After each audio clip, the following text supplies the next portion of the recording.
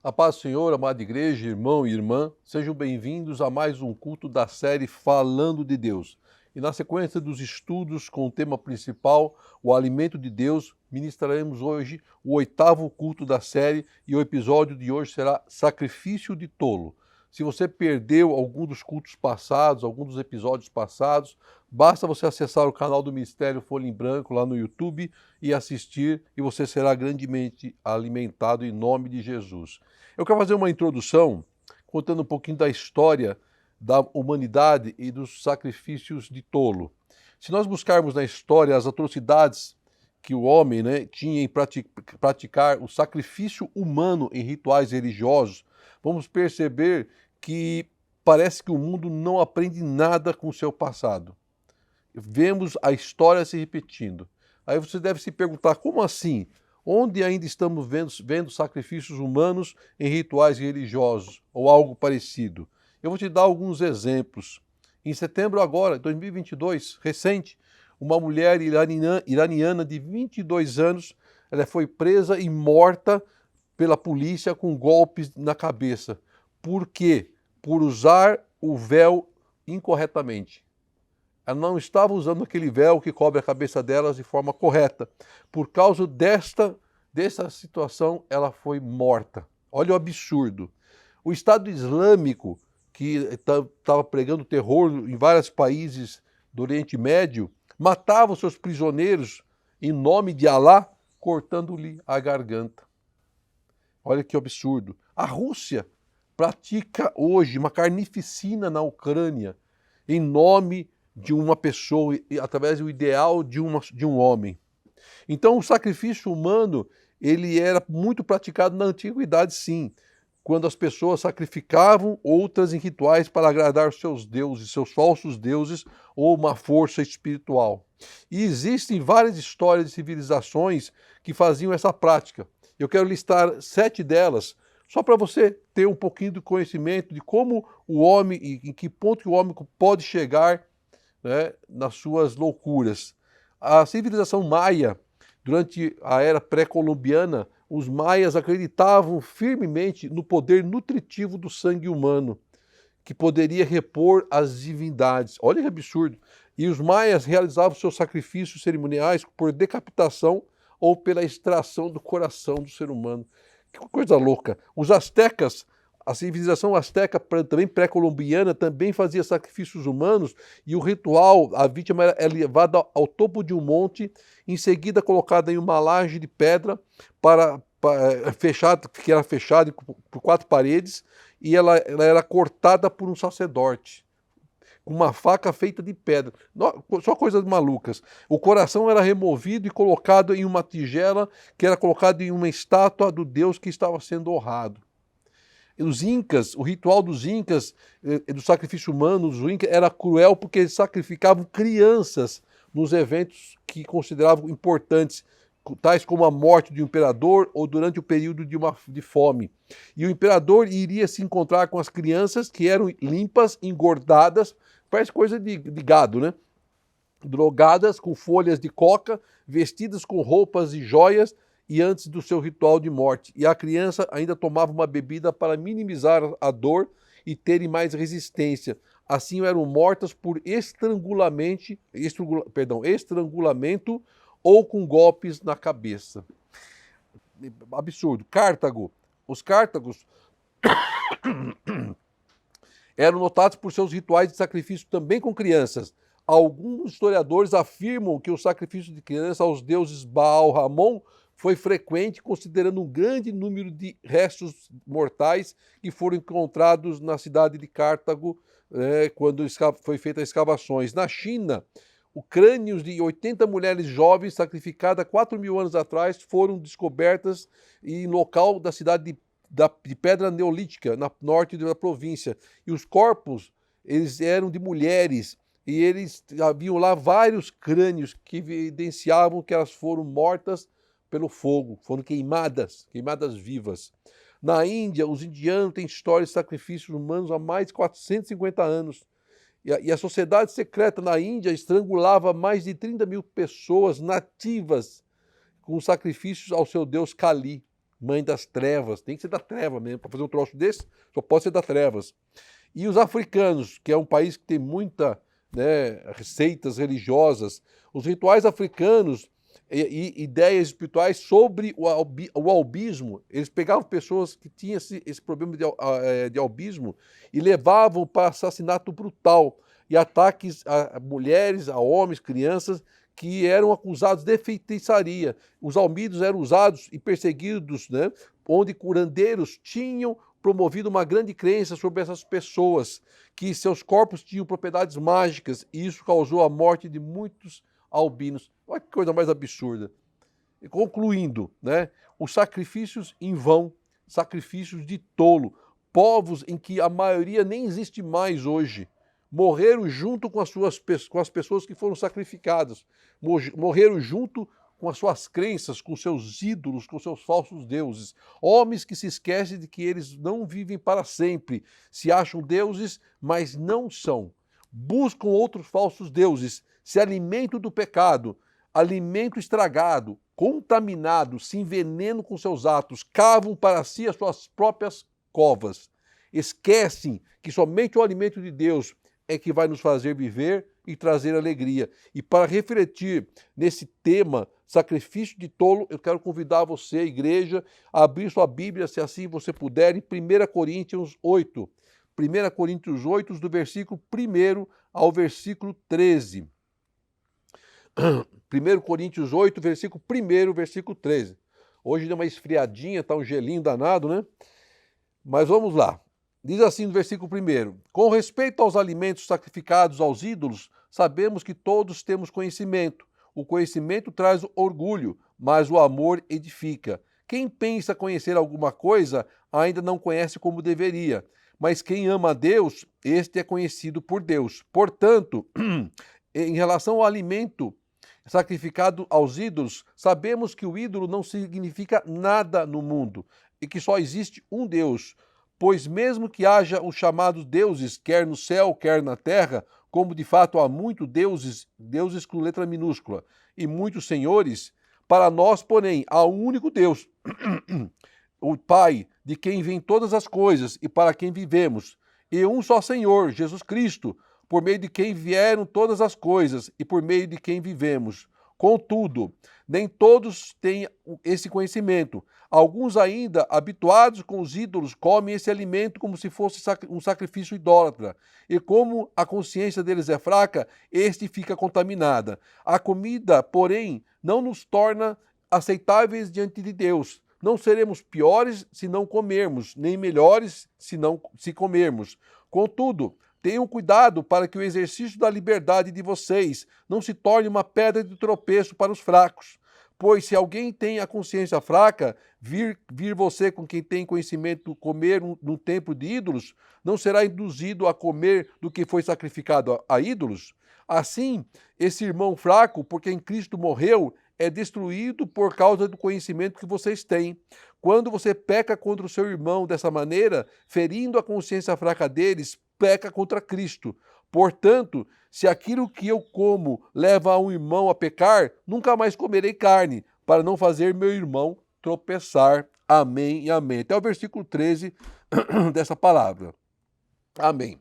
Nesse capítulo 1 de Coríntios 8, nós vemos que o apóstolo Paulo, ele aborda um tema delicado, que era de época, oferecido os alimentos aos ídolos da cidade de Coríntios. Nós vamos aprender com essa passagem e lidarmos com situações como esta, em termos que optar pelo certo ou pelo errado. Desculpa. Como a igreja deve fazer para que permaneça unida e que nada atrapalhe nosso relacionamento com Cristo? A contribuição espiritual desse texto é extraordinária, irmão. O ser humano é religioso por natureza e vamos conhecer as verdades descritas nesse texto, ao invés de sermos lançados nas prisões do pecado. Então, Paulo está nos ensinando os cristãos sobre as tribulações e como atravessá-las. Há coisas que sabemos ser erradas, ser pecado. E isso está muito claro em nossa mente e conhecimento. Como, por exemplo, o adultério. Todo mundo sabe que adultério é pecado. O roubar. Todos sabem que roubar é pecado. O matar. Então são situações que nós temos clareza e entendimento, mas existem questões que não estão claras na cabeça ou na vida dos cristãos e gera muitas vezes dúvidas e julgamentos indevidos. Você nunca se perguntou, irmão e irmã, ou foi questionado sobre algum tema polêmico, tais como o crente pode jogar na loteria? O crente pode tomar uma cerveja? O cristão pode jogar baralho? O cristão pode tomar uma taça de vinho? O cristão pode usar maquiagem? O cristão pode usar uma roupa justa? Tanto outros assuntos polêmicos que são do nosso dia a dia, do nosso cotidiano, acontecem na igreja. Temas que geram dúvidas no meio da igreja e na vida dos cristãos, mas que fazem parte do nosso cotidiano, da nossa cultura. E era exatamente isso que estava acontecendo lá na igreja de Coríntios, lá com Paulo, lá com o povo de Coríntios. A cidade de Coríntios era infestada de ídolos, de crenças, superstições, de cultos, sacrifícios, falsos deuses e religiões, uma cultura e prática de época. Então Paulo estava ensinando, aconselhando a igreja sobre esses temas delicados de época, não muito diferente do nosso tempo. Nem um pouco diferente do nosso tempo. Seu objetivo era levar a igreja de Coríntios e a nós também a entendermos e termos discernimento do certo e do errado, de obedecermos sim à vontade do Senhor, à vontade de Deus. A adoração a ídolos era pecaminoso. A dúvida dos cristãos era outra. Comer uma carne sacrificada a ídolo era a mesma coisa que adorar a um ídolo? Essa era a dúvida dos cristãos da época. Veja então que Paulo sempre lidava com assuntos delicados e que acabavam até de dividir a igreja, porque muitos achavam que tomar um copo de vinho não tem problemas. Outros que uma roupa que vamos à igreja, não importa qual é algo pessoal que também não tem problema. Jogar uma vez de vez em quando também outros acham que isso não é um problema. A questão às vezes não está no ato, a questão não está nas consequências do ato. Vejam quantas são as questões que hoje precisamos administrar e lidar para não dividir a igreja, para não levarmos o irmão ao pecado, o irmão mais fraco na fé ao pecado, um recém-convertido ao pecado. Para entendermos o que Paulo estava ensinando, nós vamos dividir essa passagem em 5 pontos, em cinco tópicos. O primeiro dele, sacrifício de tolo. Versículo 1 diz assim: com respeito aos alimentos sacrificados aos ídolos, sabemos que todos temos conhecimento. O conhecimento traz orgulho, mas o amor edifica. O apóstolo Paulo traz a lembrança da igreja de que o assunto que estava sendo discutido já era de conhecimento de todos. Não havia como se considerar um ignorante ao tema, porque esse tema já havia sido discutido com a igreja, já havia sido aprendido. E muitas vezes vemos crentes batendo numa mesma tecla, em que já tem uma resposta e entendimento. Mas parece que ele está buscando um meio de justificar seus atos, um meio de justificar um assunto que ele às vezes discorda, de poder transformar aquilo em algo aceitável. E a resposta nós já temos, através da palavra, através do Espírito Santo que fala aos nossos corações. Então Paulo está respondendo a uma pergunta que a igreja de Corinto já tinha feito na carta anterior. Ele já tinha respondido na carta anterior, lá em 1 Coríntios 5,9, que diz assim, 5,9 ao 11. Já lhes disse por carta que vocês não devem associar-se com pessoas imorais. Com isso, não me refiro aos imorais deste mundo, nem aos avarentos, aos ladrões ou aos idólatras. Se assim fosse, vocês precisariam sair desse mundo. Mas agora estou lhe escrevendo que não devem associar-se com qualquer que, dizendo-se irmão, seja imoral, avarento, idólatra, caluniador, alcoólatra ou ladrão. Com tais pessoas vocês não devem comer. Com tais pessoas vocês nem devem comer. Então Paulo já estava ensinado, já tinha ensinado lá atrás. E por tradição, o povo de Corinto costumava jantar em templos pagãos, que era o centro das atividades cívicas da época, ou servir-se de porções de carne ali servidas. Os cristãos de Corinto queriam saber se podiam comer coisas oferecidas a ídolos nos templos de pagões, sentando à mesa do templo, ou festejando em uma casa que admitisse tais alimentos. A questão não estava no comer ou não a carne, mas no que poderia representar este ato na vida dos cristãos, na vida dos irmãos. Veja o quanto o assunto é delicado. Envolve uma cultura, uma época, uma prática pagã e que estava contaminando a igreja.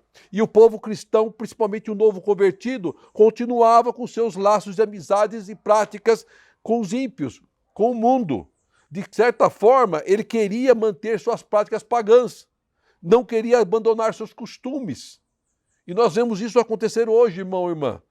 Paulo estava ensinando que não se rompe de imediato os seus vínculos pagãos, mas é um processo contínuo e que deveria ser aprendido com os cristãos mais maduros. Quando alguém é recém-convertido na igreja, ele precisa aprender andar com Cristo com os cristãos mais maduros. A igreja da atualidade, quando alguém se converte, ela normalmente começa a introduzir o novo convertido nas atividades da igreja, para que ele pudesse conviver com os crentes mais maduros. Pelo menos a gente espera que assim seja, para que esse contato ele venha conhecer as práticas cristãs saudáveis para a sua vida, para a vida da sua família. E é importante ele ver o testemunho dos irmãos. Olhe ao seu redor, veja que tudo continua a se repetir, os mesmos problemas. Cristãos e igreja buscando justificar atos, onde não existe como se justificar, trazendo para dentro da sua casa, da sua igreja, práticas pagãs, rituais do mundo. Mas como assim, pastor? Vou te dar 2 exemplos apenas. Dois. Festa junina. Muda até o nome, Arraial Gospel. A festa junina, para que você saiba, ela homenageia 3 santos. Santo Antônio, São João Batista e São Pedro. Cristão homenageia santo? Acho que não, né? Então já está explicado por que se traz para dentro da igreja uma festa pagã. Agora é o absurdo do absurdo. Halloween. Você sabe o que significa Halloween? A palavra Halloween significa véspera de todos os santos, ou noite de todos os santos, ou dia das bruxas. O Halloween vem de um antigo festival pagão celebrado pelos celtas há mais de 2000 anos e é uma celebração popular de culto aos mortos. Irmão, crente cultua mortos? Aí você veja, então, o quanto é importante nós conhecermos o que está sendo feito. Estamos falando de uma festa pagã, onde se oferece alimento a falsos deuses. Hoje eles dão doce para alegrar as crianças, né? Para poder enganar. E muitos crentes participam desse evento, se vestem como bruxa, se vestem como vampiro, vai sair voando por aí como vampiro, e tomam para si alimentos que muitas vezes desconhecem o que foi oferecido, a sacrifício de tolo. Você pode ver a festa pagã, passar por ela, mas não precisa participar dela, se envolver, se contaminar. Ainda mais se está fraco na fé. Aí um fraco de fé vê fazendo isso, vai achar que é normal. E vai ser levado ao erro, ao engano. O meu produtor aqui, esse cinegrafista, às vezes eu acho que ele é adepto a essa festa, porque ele gosta de preto, vive de preto. Qualquer dia ele vem com uma capa aqui, eu vou ver e achar ele pendurado numa árvore aqui como um vampiro, né? Porque ele adora a cor preta. Mas o preto não significa nada. O ato das pessoas em cultuar, em festejar, em se envolver, em se contaminar com o mundo que está errado. E pior, é a igreja trazendo para dentro da igreja o mundo.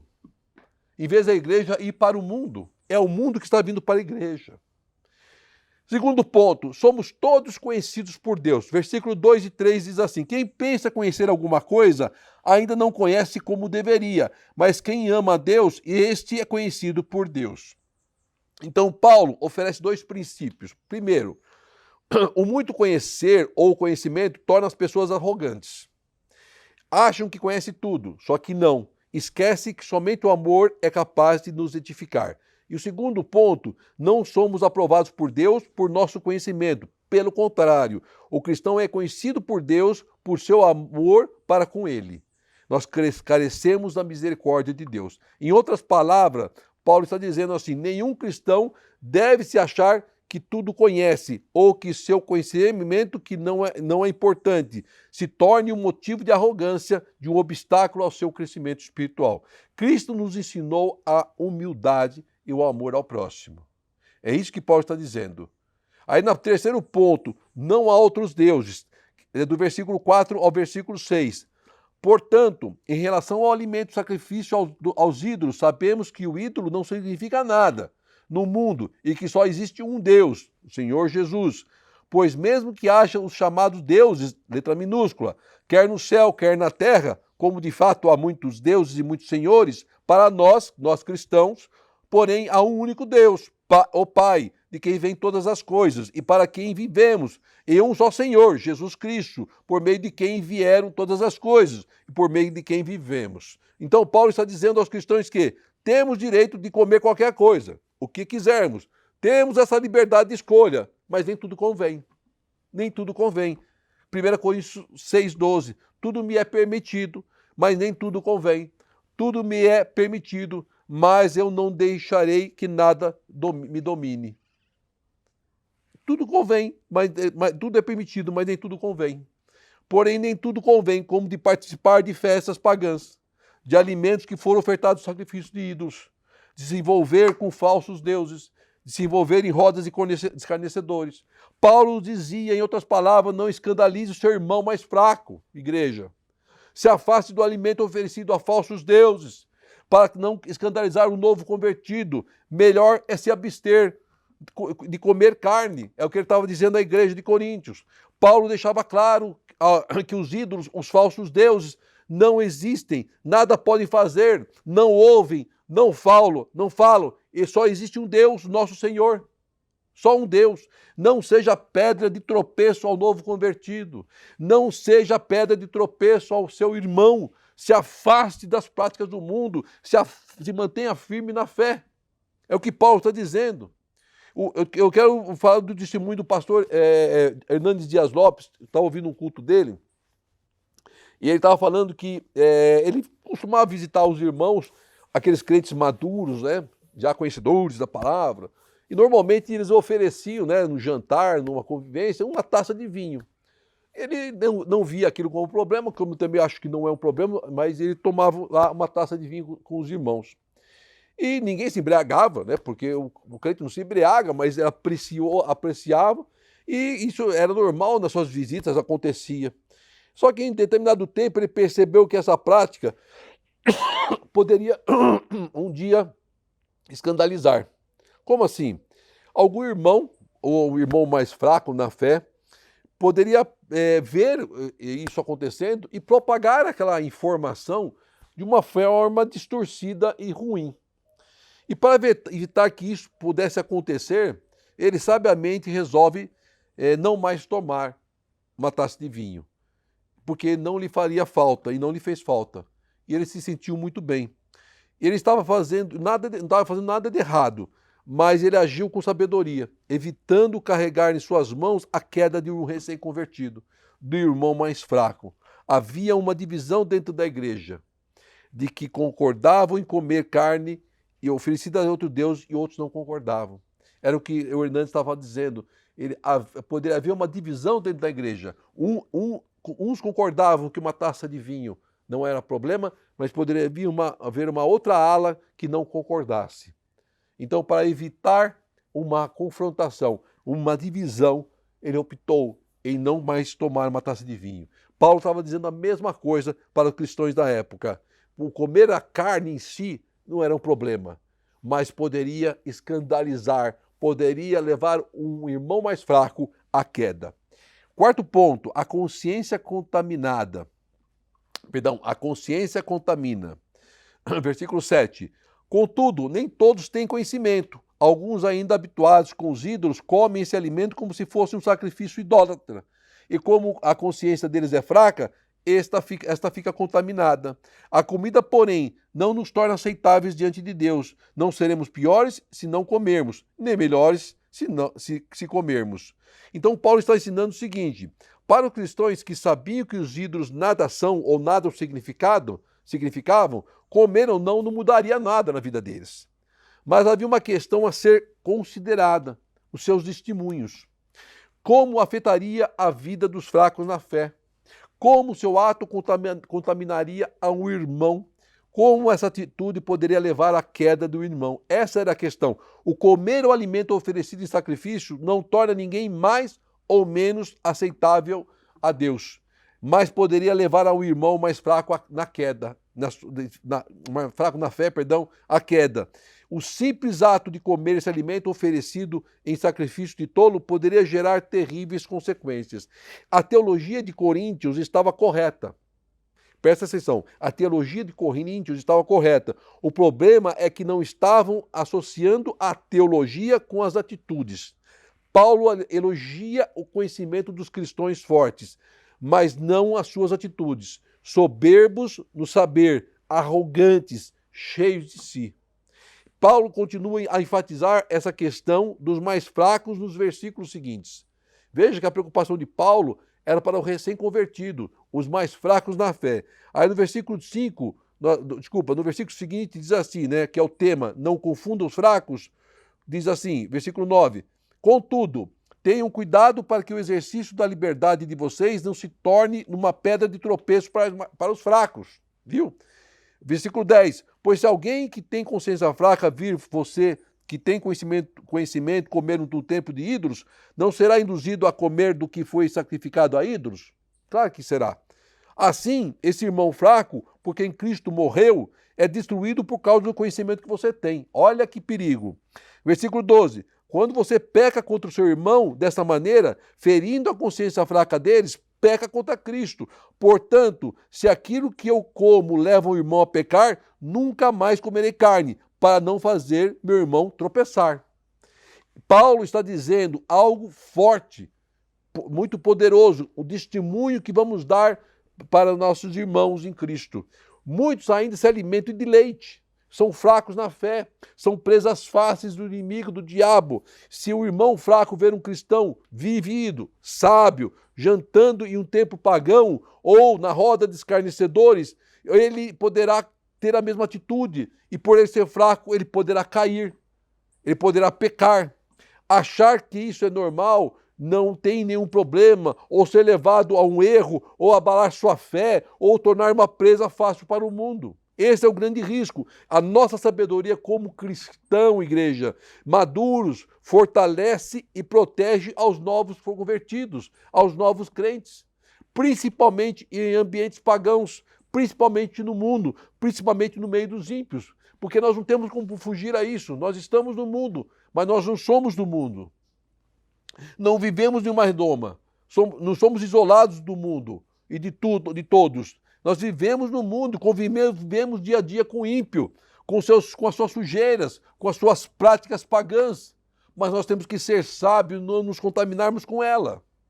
Paulo nos ensina que não somos uma ilha, mas que estamos em uma comunidade, em uma igreja, onde um aprende com o outro. Temos que ter responsabilidade com os novos convertidos, com os mais fracos na fé. Não temos o direito de agir de forma que provoquemos escândalos ou a queda de um irmão. Tipo assim, eu sou assim, vou morrer assim. Vai morrer assim mesmo, cabeça dura. Se você não aprender a entender as coisas de Deus. Temos que olhar principalmente para o próximo e não para o nosso umbigo. Nem todos em sua igreja, na sua comunidade, têm a mesma capacidade e conhecimento que você tem. Ajude a prepará-los.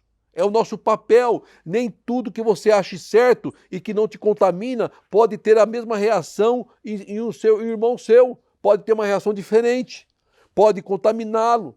Ou seja, às vezes nós somos mais fortes e outros são mais fracos.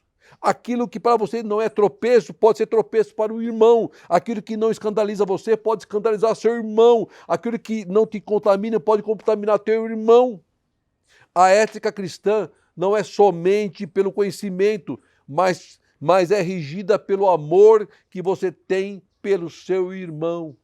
Tudo em volta do amor.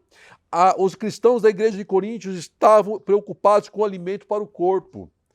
E se poderiam comer ou não a carne. O apóstolo Paulo estava ensinando em sua carta com a intenção de os tranquilizar de que aqueles ídolos não significam e não podem fazer nada. mas era importante que eles não escandalizassem ao seu irmão, não enfraquecesse a igreja. O alimento que estava sendo oferecido a nada, porque não significava nada, mas o ato em si poderia sim significar muito para a igreja e para os irmãos da igreja. Então fica claro que o ensinamento e o aprendizado é bíblico, que é o nosso alimento, não nos afasta de Deus, mas nos aproxima de Deus. Somente Jesus, que entregou-se a si mesmo pelos nossos pecados, é que nos aproxima de Deus. Ou seja, Jesus é a única causa da nossa aproximação ou separação de Deus. Não é um simples alimento, mas o alimento pode levar à queda. Se estiver contaminado, se estiver oferecido a falsos deuses. Em seu conselho, Paulo então deixa nítido o amor ao próximo e o poder da ressurreição de Jesus sobre qualquer tipo de superstição ou religiosidade. Medite sobre isso, irmão. Medite sobre isso. Não perca essa oportunidade que Deus nos coloca nas mãos através dos ensinamentos da sua palavra revelada. Seja um vencedor em Cristo Jesus. Fuja dos encantamentos do pecado. Fuja das superstições. Fuja das falsos deuses. Fuja dessas festas pagãs. Busque resposta no Senhor e em Jesus Cristo para a sua vida. Viva intensamente o amor de Cristo e seja feliz em nome de Jesus. Oremos ao Pai. Querido Senhor, querido Pai, eu quero te agradecer por esta palavra e por esse ensinamento, Senhor. Que ela fique enraizada aos nossos corações e no coração da tua igreja, Pai. Na vida de cada irmão, Pai amado. Abençoa cada um que assistiu a este culto, Pai querido. Abençoa ao lar desta família. Abençoa, Pai amado, o nosso país, Pai, que está vivendo momentos de tribulação. Abençoa os dirigentes desse país, Senhor. Esteja à frente, Pai amado, dessa grande nação e desse povo, Senhor amado. Nos livre, Pai amado, do mal, nos livre, Pai amado, do pecado, nos livre dos falsos deuses, Pai. Nos livre, Pai amado, das perseguições, Pai. Mas nos guarde embaixo da tua graça e do teu poder, Pai querido. Que o grande amor de Deus, a graça do nosso Senhor Jesus e a doce consolação do Espírito Santo do Senhor esteja com todos, hoje e sempre, em Cristo. Amém e amém. Glória seja dada a ti, Pai. Amém.